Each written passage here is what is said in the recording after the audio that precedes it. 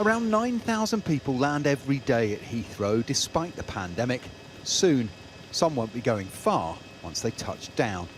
10 months into the outbreak, hotel quarantine will become compulsory for UK and Irish nationals and residents arriving from selected high-risk countries. And anyone leaving the UK will have to declare a valid reason. Holidays still don't count, even for those who claim it's their job. We see plenty of influencers on social media showing off about which parts of the world that they are in, mainly in sunny parts of the world. Going on holiday is not an exemption, and it's important that people stay at home. Today's announcement is too limited. It leaves huge gaps in our defences against emerging strains. The Sofitel at Heathrow's Terminal 5 is preparing for quarantined arrivals. It already has a testing facility that's part of BA cabins crew's pre-flight routine. Airport hotels are uniquely placed because we often deal with travel disruption and delayed flights, and we can very quickly ramp up our hotels.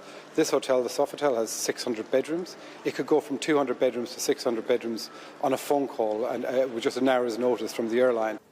Arrivals will be brought straight to their rooms and confined to the 4 walls for 10 days.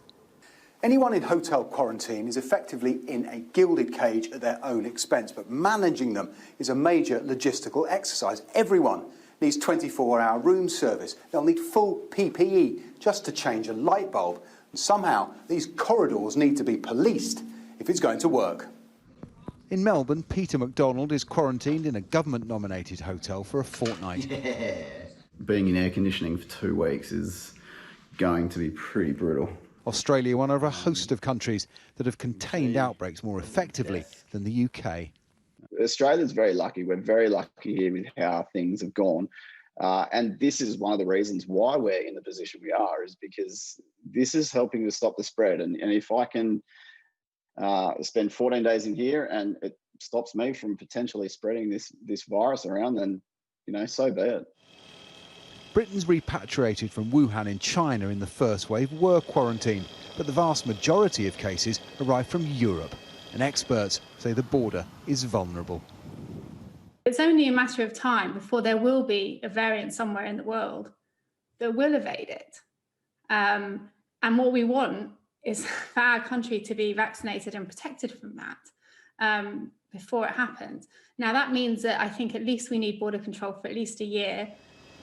Tighter restrictions are another blow to the travel industry, but every exception at the border is an opportunity for the virus. Paul Kelso, Sky News at Heathrow.